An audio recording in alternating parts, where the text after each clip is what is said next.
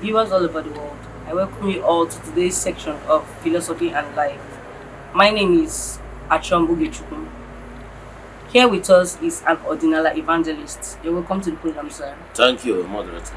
Please introduce yourself. Yeah, my name's Eze-Ana,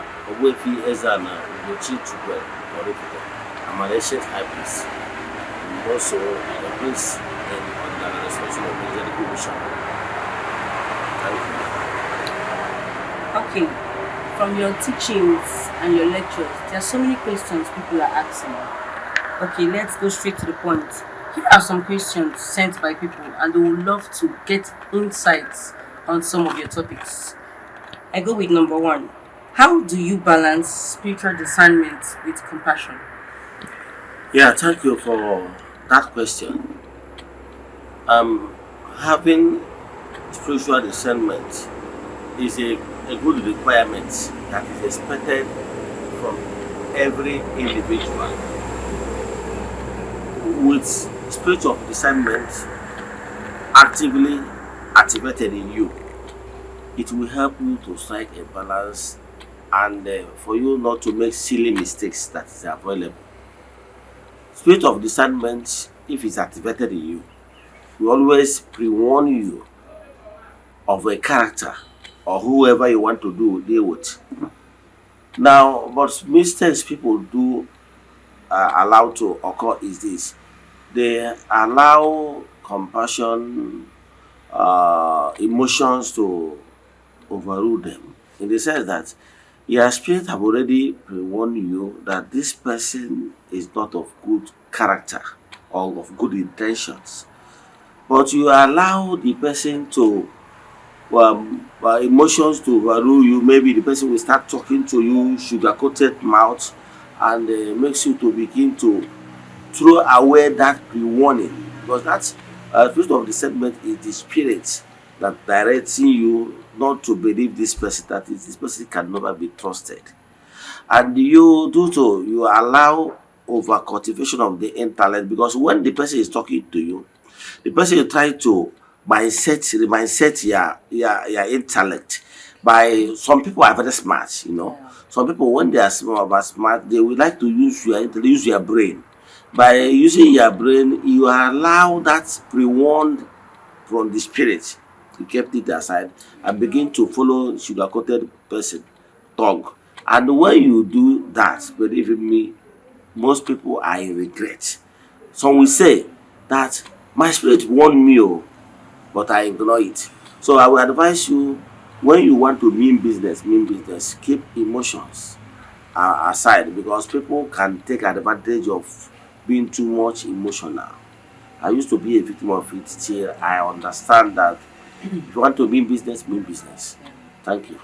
All right. Okay, the next one is, are people to avoid the same across cultures? Yeah, thank you for that questions. For me, I give everybody, every human spirit, equal opportunity to prove him or herself. Okay. And for me, all we human spirits, we Africans, we human mankind, I believe in giving everybody without being sentimental or saying this one is not for my tribe, this one is not for my tribe.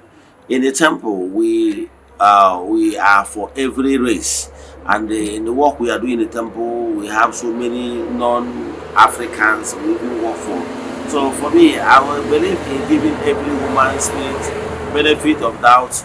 Let it now be that the person abused it. Yeah. Let me tell you, somebody can be reincarnate in the previous earth life and become an Akwa Ibom man, but and reincarnate again and become Igbo man. Very possible. Some people, I have thought about it in during my teachings on reincarnation. Example, there are some people, maybe an Igbo man or like a friend has a good friend of his from Akwa Ibom, and two of them were like living as brothers and sisters. Some that relationship, one of them will say, in next world, I will be your friend or I be your brother, because of the relationship they established in their previous earth life. Now we determine in next life this one can reincarnate and become two of them become brothers. So for me, it's very possible for somebody to be an Igbo man in this earth life, and the next earth life will be born in Akwa Ibom. So for me, we human spirit are one. We should not allow cultural differences and whatever to put asunder in what we do. Thank you. Okay, the next one is, do near death experiences change how people view life? Yes, thank you for that question. Yes, people, because of their past experiences, sometimes makes people to behave or reason the way they reason. And like I told you in my previous lectures, we human beings, we are here to mature and become a better human spirits. However, experiences individually make people to begin to think the way they think or reason the way they reason. Example, if you see somebody that have loved in his or her entire life, but later he's betrayed by someone he trusted so much, such a person can swear and or find it very difficult to trust someone in future. So, and there are some certain things that will happen to somebody, maybe health condition or relationship, what he experienced in life might make people to begin to and decide not to trust anyone. And it make people, what people pass through can still make people to be so soft hearted or very friendly or very merciful to follow human beings. So sometimes what I normally tell people, if that experience is negative or what is bringing you down or hurting you whenever you remember your experience, for the betterment, for your betterment, I always advise people to let go, to free their mind and move on, because I believe, because how this is how I work in creation. Your today determine your future. Don't allow what you experienced yesterday to keep tormenting you and destabilizing your today. Because if you keep destabilizing your today, your future will not be palatable, because your today provide what your future will be.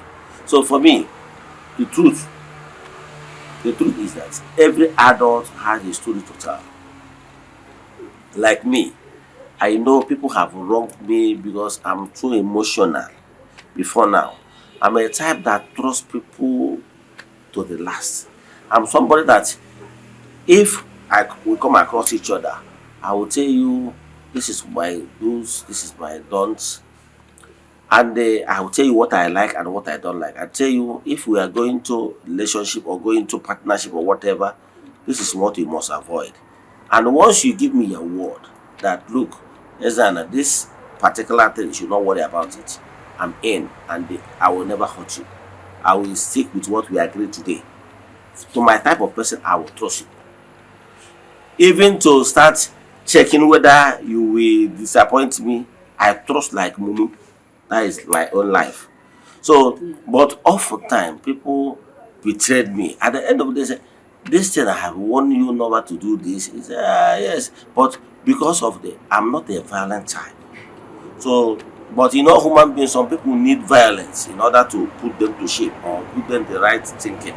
So for me, my best advice is that we all adults have experiences, what we have experienced in life.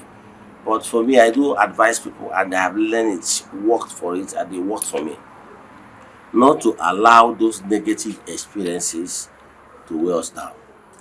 Thank you. All right. How do I change ingrained patterns in myself? Yeah, very important because those things that you can't continue doing one thing over and over times and expect different results. Those things that are in you, what is important is that if those things that are already given some mark in you, that is part of you, like you actually can change it. The most important thing is that check yourself. Those things are passing through or have been part of you, is this something that is causing you a lot? Because there are some certain, there are example, there are some people that are quick to anger. They are quick to anger, and because of they are quick to anger, makes people to always avoid them, thinking that these people and that they can't ever please them. So it makes them to start losing some good friends because of that character. So I would advise that people As long as you're on earth, you keep working on yourself.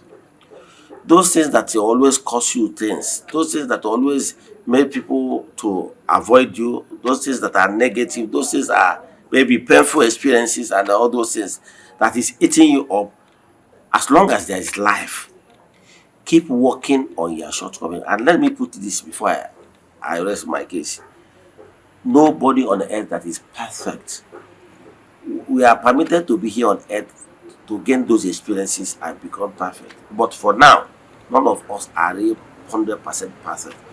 If you are 100% here on earth, it means that you have achieved perfection, you will be withdrawn. Whenever those things that are really giving you some mark in your heart that is troubling you, or those things that are giving you happiness, you keep on improving on them. As long as you are alive, keep improving. Keep improving. Those things that will never be of great benefit to you or eating you up, you drop them, because they have spiritual implication and they have health implication.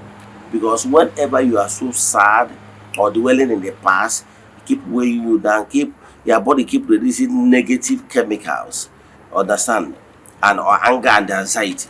But once you always think of most things that will give you happiness, keep those friends that always make you happy, to forget the past. It will help you, the body, to release joyful chemicals that will always help you to forget the past and move on. So in what it means that drop any friend or experience that is not of great benefit to you. Thank you. Wow, this next question is one I love so much and want to get more inspiration from. It says, how do spiritual practices like meditation help us connect to something bigger? Yeah, thank you. Spiritual exercise and meditation. Happen to be one of the African spiritualists that are telling people about it. When we started telling people about meditations and spiritual exercise, some of these Igbo spiritualists keep saying it's not part of Igbo spirituality. I said no, it's based on where how you your level of spiritual awakening. Some people thought that Igbo spirituality is ends in breaking kola, do animal sacrifice, eat and marry. No, it's far beyond that. If you are already mature to the level of higher frequency, higher vibrations, you will agree with me that meditation and spiritual exercise, it has been key from time immemorial. There is the power of prayers and the meditation. Spiritual exercise can never be overemphasized. Sometimes, from time to time, our people isolate themselves to quiet and silent environment to meditate. That is when you are summoning your Izumezu, your spiritual forces, into board meeting. When you now call them that you are here for you and them to meditate. Even in the Bible, every called ones used to have this quiet moment. I was opportunity to have visited so many temples, even here in Nigeria and outside Nigeria.